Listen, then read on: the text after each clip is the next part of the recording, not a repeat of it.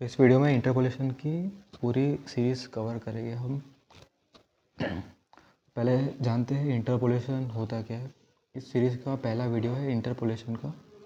Interpolation is the process of reading between the line of table. It is a process of computing the intermediate value of a function from a given set of tabular value of a function. तो जो दो value है उसके बीच की जो value intermediate values निकालने का जो प्रोसेस है उसको ही हम इंटरपोलेशन कहते हैं। In interpolation process the given set of tabular value are used to find the expression for f of x and then using it find its required value for a given value of x. But f of x की जो exact value है वो निकालना difficult है क्योंकि उसकी limited value use करके, तो उसको फाई ऑफ एक्स से रिप्लेस करते हैं और वही जो फाई ऑफ एक्स है उसको बोलते हैं हम इंटरपोलेटिंग फंक्शन। तो इसको थोड़ा बेटर वे में समझने के लिए एक एग्जांपल देख लेते हैं। यहाँ पे एक एग्जांपल ले लिया है लैग्रेंज इंटरपोलेशन मेथड का। अब लैग्रेंज इंटरपोलेशन मेथड क्या है, इसके लिए पहले इसको समझेंगे। Compute the f of 9.2 by using the Lagrange's interpolation method from the following data. Data given है x और f of x के फॉर्म में। x है 9, 9.5, 11 और f of x है 2.19, 2.25, 2.39, 79। अभी लैग्रेंज की फॉर्मूला क्या है इसके लिए, f of x फाइंड करने के लिए x minus x1, x minus x2, f of x of 0, x of 0 minus x1, x of 0 minus x2, बीच में प्लस। अब यहाँ पे हमारे पास तीन वैल्यू है, तीनों का मतलब मीनिंग कैसा है, फॉर्मूला कैसे बन रहा है वो बाद में देखते हैं। अब x minus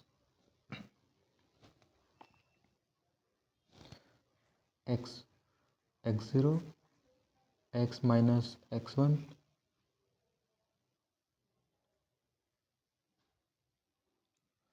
f of x1। Same अभी x1 लिया है तो x1 को x0 से माइनस करेंगे, x2 से माइनस करेंगे।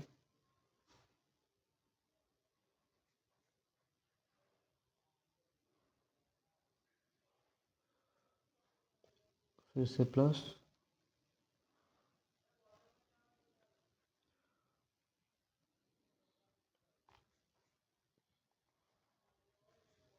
f of x2।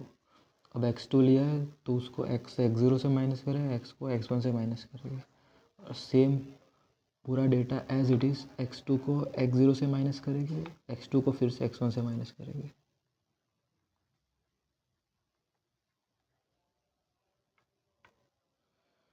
ये लैग्रेंज फॉर्मूला है।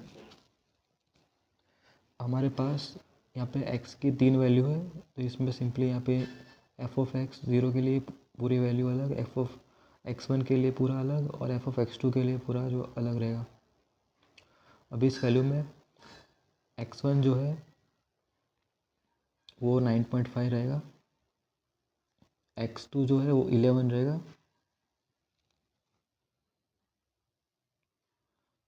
और x of 0 will be 9। f of x0 जो है 2.19 रहेगा, f ऑफ x1 जो है वो 2.25 रहेगा और f ऑफ x2 जो है वो 2.39 रहेगा। सिंपली इस डेटा में वैल्यू पुट करेंगे तो अगर आप ये सारी वैल्यू पुट कर दोगे इस फॉर्मूला में x1, x2, x0, same f of x0, f of x1 और f ऑफ x2, तो ये आपका डेटा हो जाएगा। अभी इस पूरे टर्म को सॉल्व करेंगे with the help of calculator, then इस पूरे टर्म को सॉल्व करेंगे, इस पूरे टर्म को सॉल्व करेंगे और तीनों का जो समेशन आएगा वो हमारा f ऑफ x 9.2 होगा।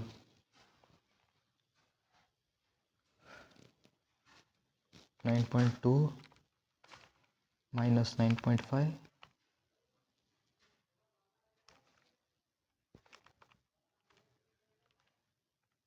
अब ये पूरी वैल्यू कैलसी में एट अ टाइम डाल देगा।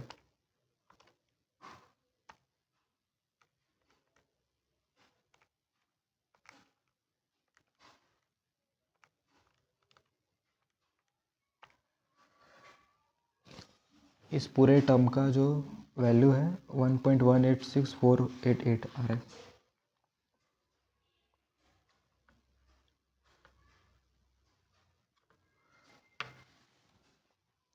सेम ये सेकेंड टर्म सॉल्व करेंगे।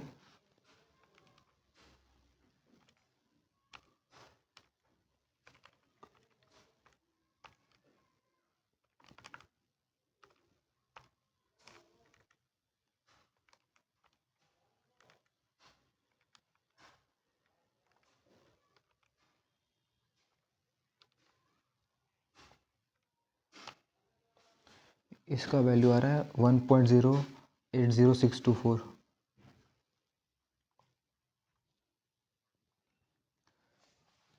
Now we are solving third term.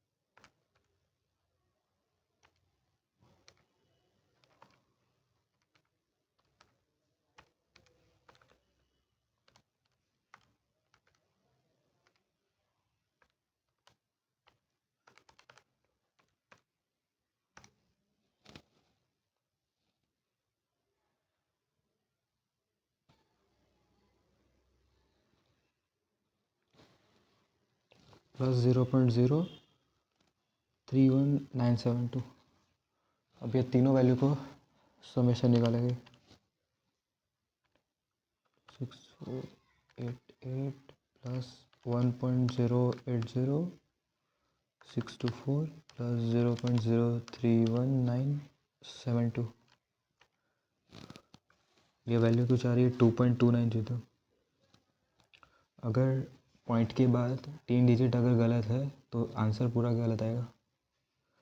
तो पॉइंट के बाद जनरली 4 से 5 डिजिट कंसिडर करना पड़ेगा। सेकेंड एग्जांपल देख लेते हैं।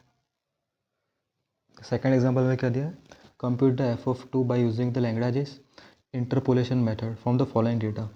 डेटा गिवन है एक्स और एफ ऑफ एक्स का। एक्स का -1013, एफ ऑफ एक्स का वैल्यू गिवन है 210 -1।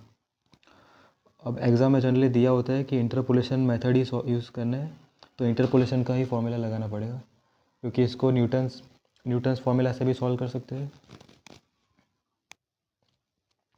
फॉरवर्ड डिफरेंस से भी सॉल्व कर सकते हैं, बैकवर्ड डिफरेंस से भी सॉल्व कर सकते हैं, बट स्पेसिफिक किया होता है एग्ज़ाम में।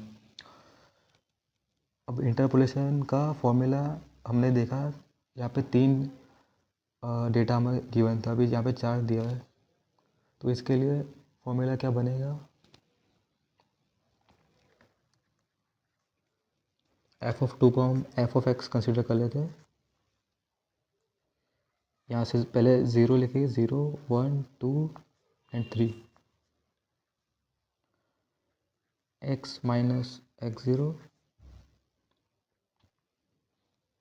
Sorry x minus x1, x minus x2। हमारी x की वैल्यू जो है वो 2 है। Same x minus x3, F of x0। अब x0 से ये वाली सारी टर्म्स माइनस कर देंगे, जिस पहले हमने x से माइनस की, अब एफ एक्स ऑफ 0 से माइनस करेंगे।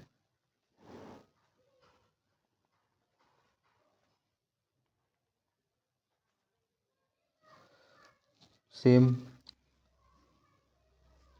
x0 के लिए हमने लिखा, एफ ऑफ x1 के लिए लिखेंगे।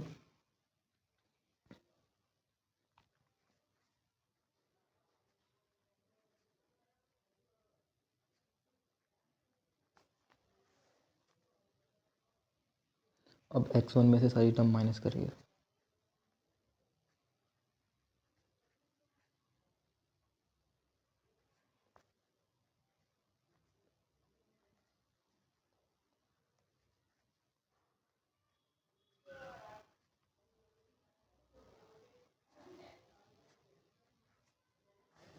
अब x2 में से सारी टर्म माइनस कर देंगे।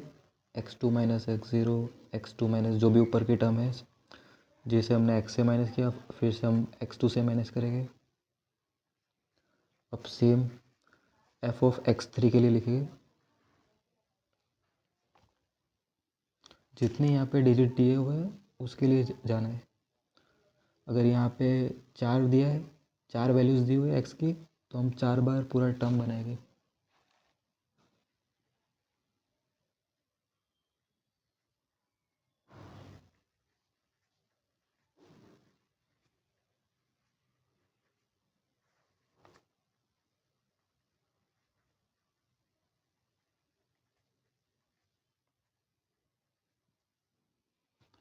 अब x की जगह x2 लिखेंगे।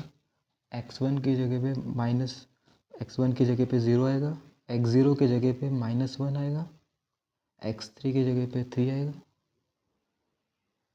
और सेम f ऑफ x0 की जगह पे 2, f ऑफ x1 की जगह पे 1, f ऑफ x2 की जगह पे 0, f ऑफ x3 की जगह पे -1। यहाँ पे 0 आएगा, ये वाली पूरी टर्म 0 हो जाएगी। अब ये टेबल की सारी जो वैल्यूज़ है इस फॉर्मूला में सब्स्टिट्यूट करेंगे। अब मैंने यहाँ पे सारी वैल्यू सब्स्टिट्यूट कर दी है। 2 - 1, 2 - 0, 2 - 3 इंटू 2 -1, ठीक है। अब हम कैल्शियम में फर्स्ट टर्म सॉल्व करेंगे, देन सेकेंड टर्म सॉल्व करेंगे, थर्ड करेंगे और फोर्थ करेंगे और सबका एडिशन कर देंगे। फर्स्ट टर्म का जो वैल्यू है 2 - 0, इसका 1, इसका -1 और इंटू 2, इसका वैल्यू आ जाएगा 0.5।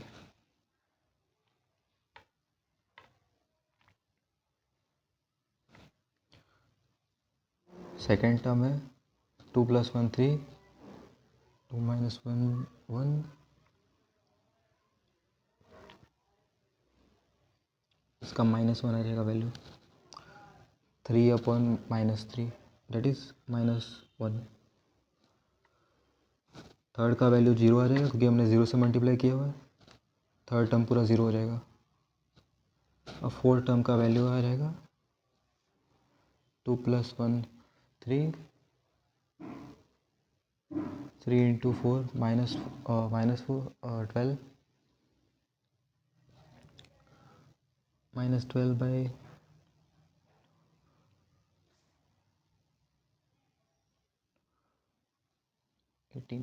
-12/18,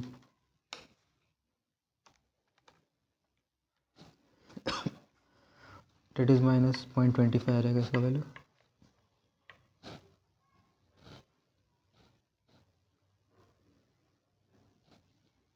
अब 0.5 - 1 दैट इज़ 0.5, -0.5 - 0.25 ये होता है अपना 0.75, -0.75। एक और सम देख लेते हैं। अब ये वाला आपके होमवर्क के लिए है, इसमें आपको f(3) फाइंड करना है और यहाँ पे आपके अलग अलग वैल्यूज़ दी हुई है 2 1 0 -1। इसका आंसर आपको कमेंट में मिल जाएगा।